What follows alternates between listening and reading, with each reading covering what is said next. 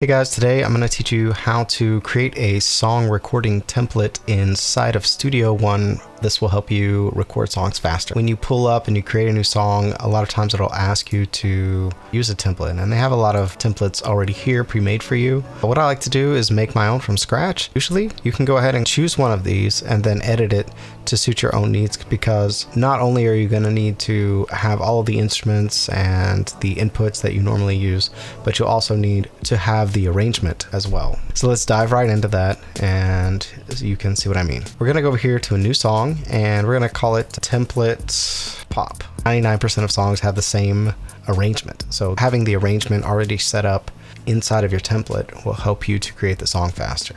All right, here we go.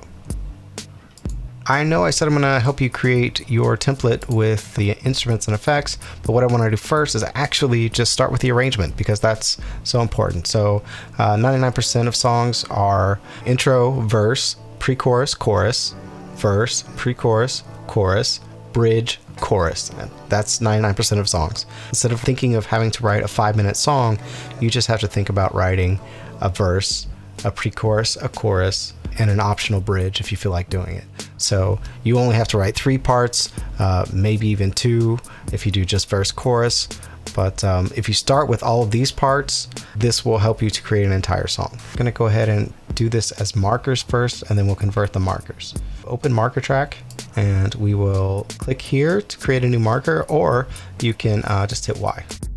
Go ahead and double click the marker to rename it, and then we'll call this intro. Marker to the beginning, and that's usually 4 bars, so we'll just count 4 bars: 1, 2, 3, 4, so we'll be on 5. 4 bars is 5. So. And the first verse can sometimes be longer, sometimes it's 16 bars. And for this example, we're going to go with 8. You can always make them longer later. So 1, 2, 3, 4, 5, 6, 7, 8 is 12. 1, 2, 3, 4 for pre-chorus, 4 bars for your pre-chorus. All of this is changeable later, but just having this set up is going to really increase the speed of your workflow. Verse 2.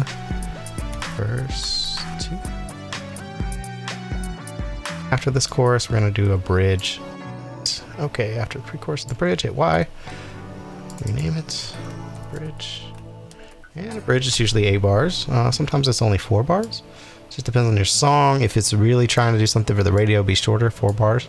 So we'll do a 1, 2, 3, 4 bar bridge, and then we'll add another marker. 4 more bars, and then we'll have the last chorus. 1, 2, 3, 4, and then sometimes people do the last chorus twice as many bars, but that's no problem because that's easier to do. So what I'm going to do now is right click on one of these, and then you can create arranger sections for markers. So once you create these arranger sections like this, then you can manipulate. If you want to change the order or delete a section, it's really easy to do. You can just click it and hit delete, and it will delete any gaps in your situation here. I'm noticing here that the last chorus is going all the way out to the end, probably. Yeah, the end marker here. So we can actually just move that up to 8 bars, last 8. If you want to double it for your final chorus to be twice as long, you can. Just having this simple arrangement preset will help you go into being able to create your song faster. I'm going to go ahead and start dragging on tracks. So what I like to do, I like to have a drum track for rhythm. I like to have a bass track, a synth track, and a pad track. In general, like all of my songs sort of have that. We're going to go ahead and use the built-in virtual instruments too. If you have certain instruments that you use for your songs, you can go ahead and drag those in instead. In this case, I like to use Impact for drums, so I'm going to drag an Impact on here, and we'll rename this to drums. So what I like to do too is start to pre-mix. Here you've got your Impact. Usually there's 8. Maybe this kit only has 6 outputs. So the first output of your Impact virtual instrument is usually the kick. So I like to go ahead and label everything. Kick. Put the fat channel in here so we can EQ it and gate it and everything. And these things usually have a gate, a compressor, an equalizer, and a limiter all set. You can always change all of this once you get going, but this is usually a good starting spot, just using the presets to get you mixing as you're going, and you won't have to drag this into your project to open back up as you go. You'll already have it loaded up here. So I'm gonna actually load one of these on every channel and go ahead and use the preset. Everything is set up before you even start your song. So it's alright, so now we have a fat channel on all of our drums, and then now we need a bass track. I'm going to use another instrument here. There's a few virtual instruments built into Studio One. I've been using Maitai almost for everything recently.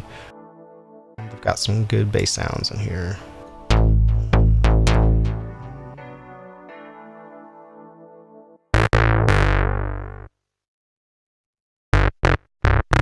Then I would go ahead and add another track.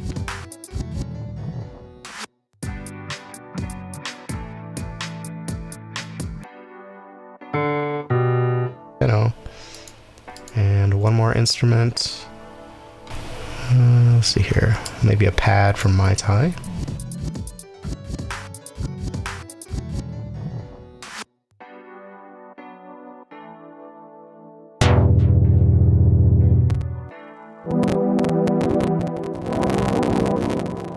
Okay, so we're gonna do warm coat. So we have our virtual instruments here, and then I do like to record guitars, actual real guitars. So I'll add some tracks for that. Track, add track.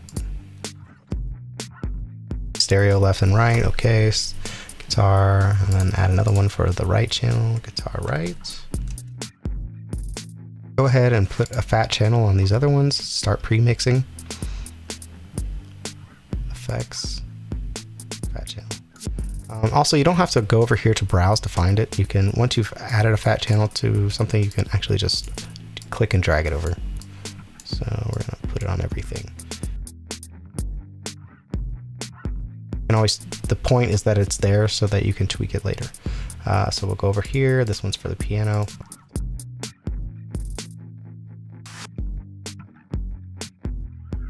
This just seems like cheating, or like it's too easy. It can't be this easy, but it kind of is. It's really just in fact, I can take that preset I just made for that guitar. I know I'm gonna use the same one, so I could just drag it over and then the preset. What we're gonna normally use, actually we did forget one important track. That's the vocal track, so we're gonna add another track, the vocal. Another fat channel to this, and then we'll have a vocal preset. Another thing I like to do is bus everything to its own group so that I can process it by itself. So let's see here. Okay, so what we can do is select all of the channels for the drums and send them to their own bus. So add bus for selected channels. That's what I want to do. Keep everything nice and together. And then we'll do the same thing. Right here, I only have one bass track at the moment, but you can always add more basses. 2 synths and a pad, piano and a pad. Traditionally speaking, mixers will make another track, an auxiliary track for reverbs and delays. You can send this snare track to the aux track that has a reverb on it. That's a very traditional way of mixing. I've found recently that I've just been putting the reverb that I want for that track on that track. And there's advantages and disadvantages to this.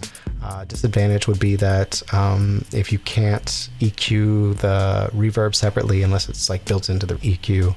So I'm not going to build the auxiliary tracks into this preset, but you're welcome to do that if that's how your workflow is. Another thing to do is to put your master effects on. In this case, you could put a multiband dynamics if that's something you want to use for your mastering, or you can just use the limiter.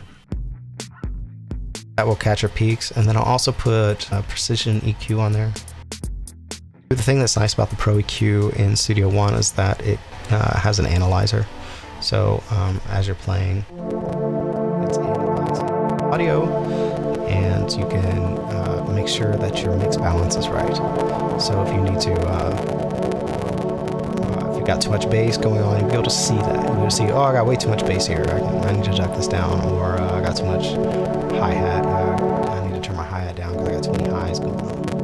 So that's a nice feature of this. Another thing too is I would like to recommend, if you're on a budget and you can't afford Studio One, I still recommend that you try it. There is a free version of it, and there's also a rent to own version on Splice, which is only, I think, $16 a month. And like I said, it's worth it. You get all of these just for these instruments alone, the virtual instruments, plus the workflow of Studio One. Just being able to change your arrangement like on the fly, like, is just super cool. Plus you have chord tracks and things that you don't have in other DAWs. These mix effects, these are very powerful. Once I get to the mixing stage of my production, I always turn these on the buses anyway. That sort of adds like an analog vibe to your production. There's a little bit of bleed from one track to another. We've got a little bit of distortion, but in a good way. And it just really makes your tracks sound like they were recorded in a proper recording environment.